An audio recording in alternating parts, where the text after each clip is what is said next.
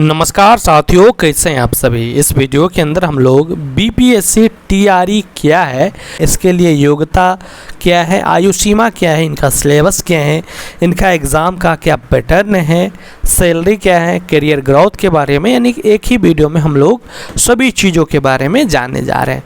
नमस्कार, मेरा नाम मिट्ठू है और आप मोटिवेटर मिट्ठू को देख रहे हैं। तो चलिए समझते हैं साथियों कि आखिर बीपीएससी टीआरई क्या है। यानी बीपीएससी टीआरई जो है वो शिक्षक बहाली के लिए जो है यह एग्ज़ाम चलाई जाती है। यानी बीपीएससी के माध्यम से जो है वो ये एग्ज़ाम चलाई जाती है और बीपीएससी टीआरई जो है वो स्पेशल जो है वो इससे शिक्षक बहाली ही होते हैं साथियों। तो इसी के बारे में हम लोग पूरी जानकारी समझेंगे। यानी बिहार में सरकारी शिक्षक बनने का सबसे आसान और सटीक जो है वो रास्ता है क्या है, तो बीपीएससी टीआरई। अगर आपको बिहार में शिक्षक बनना है तो आपको बीपीएससी टीआरई एग्ज़ाम देना ही पड़ेगा, नहीं तो आप नहीं बन सकते हैं। पहले क्या होता था, सीटेट स्टेट अगर आप पास हैं तो डायरेक्ट आप बन सकते थे, लेकिन जब से जो है वो बीपीएससी टीआरई स्टार्ट किए गए हैं तब से जब तक आप बीपीएससी टीआरई नहीं देंगे तब एग्ज़ाम जो है आप टीचर कैसे बन पाइएगा। तो चलिए जानते हैं कि आखिर जो है कक्षा के अनुसार इनके योग्यता, ठीक ना, और इनके नियम को हम देखते हैं।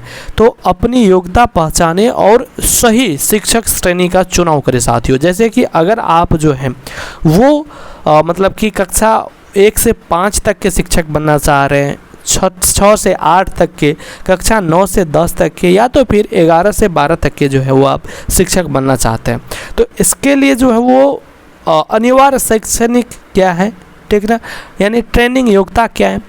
तो अगर आप जो हैं वो कक्षा जो 1 से लेकर 5वीं तक के शिक्षक बनना चाह रहे साथियों, तो इसके लिए आप जो है 12वीं के बाद जो है वो डीएलएड कोर्स आपका पूरा होना चाहिए और डीएलएड कोर्स के बाद जो है आप सीटेट पास होना चाहिए। यानी सीटेट में कौन सा था, पेपर 1 या बीटेट पेपर 1, यानी आप सीटेट पेपर 1 जो है वो आप पास होना ही चाहिए, तो ही आप जो है वो कक्षा 1 से 5वीं तक के शिक्षक बन सकते हैं। अब हम बात कर लेते हैं कक्षा 6 से 8 तक के, तो इसके लिए ग्रेजुएशन चाहिए, यानी स्नातक प्लस डीएलएड या बीएड आप किए हैं तो भी जो है आप क्या बन सकते हैं, तो कक्षा 6 से 8 तक के शिक्षक, ठीक है। यहाँ पर डीएलएड देखिएगा तो कुछ लोग कहेंगे सर हम डीएलएड किए हैं तो हम केवल 1 से 5 तक के शिक्षक बन सकते हैं, क्या 6 से 8 तक के नहीं बन सकते? हाँ बन सकते हैं, लेकिन इसके लिए जो है आप डीएलएड किए हैं लेकिन आपको जो है ग्रेजुएशन भी चाहिए, ठीक है ना। अगर आप ग्रेजुएशन के बाद डीएलएड करते हैं तो आप 6 से 8 के शिक्षक आसानी से बन जाएंगे। लेकिन आप मान लेते हैं कि जब डीएलएड कर लिए और उधर से जो है आप चाहे डिस्टेंस से कर रहे हैं ग्रेजुएशन, और ग्रेजुएशन आपका कंप्लीट हो जाता है, तब आप जो है 6 से 8 तक के लिए भी जो है वो आप एलिजिबल हो जाते हैं। यानी तब जो है आप 6 से 8 तक के भी शिक्षक बन सकते हैं साथियों। इसमें जो है आपको पेपर 2 या बीटेट पेपर 2 पास करना होता है, ठीक है, यानी क्वालिफाई करना होता है। इसके बाद अगर आप जो है कक्षा 9 और 10 के शिक्षक बनना चाह रहे हैं तो इसके लिए ग्रेजुएशन प्लस बीएड और साथ में स्टेट पेपर 1 जो है वो पास होना ज़रूरी है, अन्यथा आप शिक्षक नहीं बन सकते हैं 9th और 10th के। इसके बाद कुछ लोग जो है वो कक्षा 11वीं और 12वीं के शिक्षक बनना चाह रहे हैं, तो इसके लिए जो है पोस्ट ग्रेजुएशन चाहिए, यानी एमए, एमएससी, एमकॉम चाहिए। इसके बाद बीएड साथियों और स्टेट पेपर 2 पास होना ज़रूरी है, यानी क्वालिफाई होना ज़रूरी है स्टेट पेपर 2, तो ही जो है आप 11वीं और 12वीं के शिक्षक बन सकते हैं साथियों। यहाँ तक आपको समझ में आया होगा। चलिए आगे हम बात कर लेते हैं साथियों। देखिए इसके बाद हम बात कर लेते हैं आयु सीमा एवं परीक्षा का माध्यम की।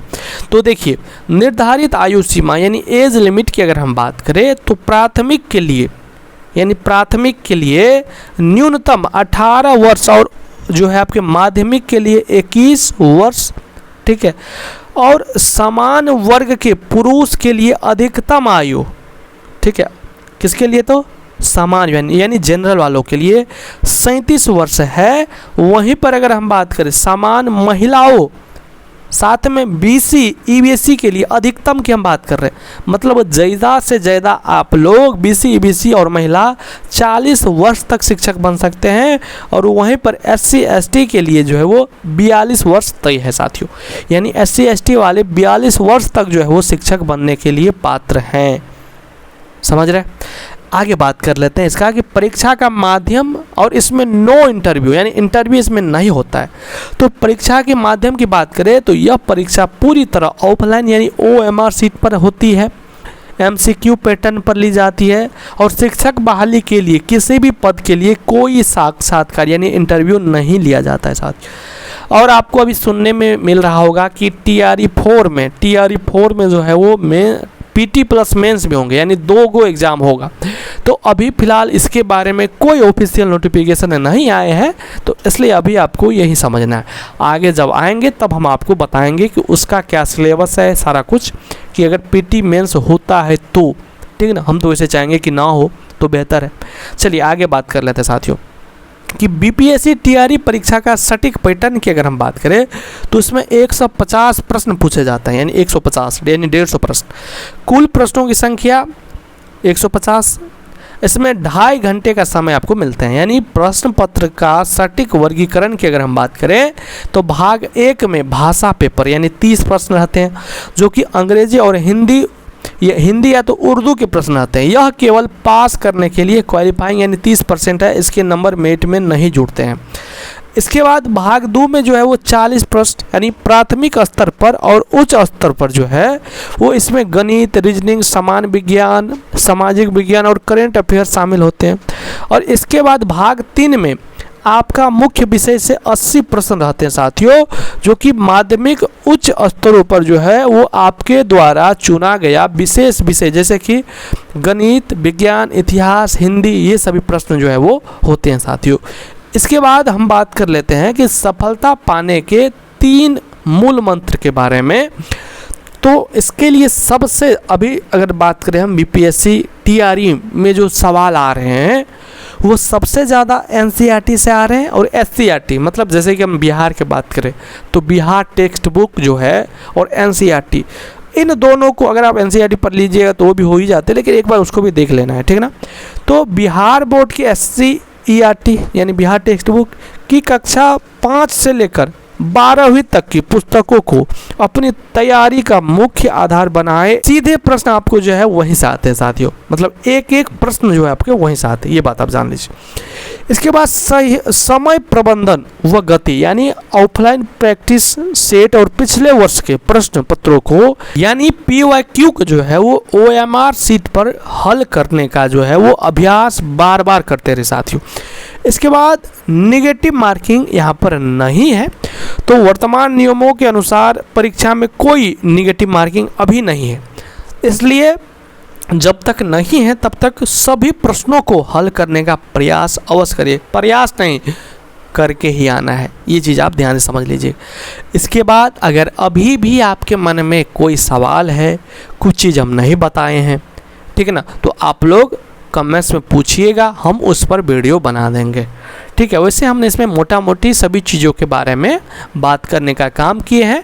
अगर आपके मन में और कोई डाउट्स, कोई सवाल है तो निश्चित रूप से आप कमेंट्स में पूछिएगा, हम आपको रिप्लाई देंगे, या हो सकता है हम वीडियो बना दें, ठीक है ना। और हमारी टेलीग्राम से जुड़ जाइए, कुछ भी अपडेट आता है BPSC TRE को के रिगार्डिंग तो आपको देखने को मिल जाएंगे। लिंक डिस्क्रिप्शन में दिया गया है साथियों, ठीक है। धन्यवाद।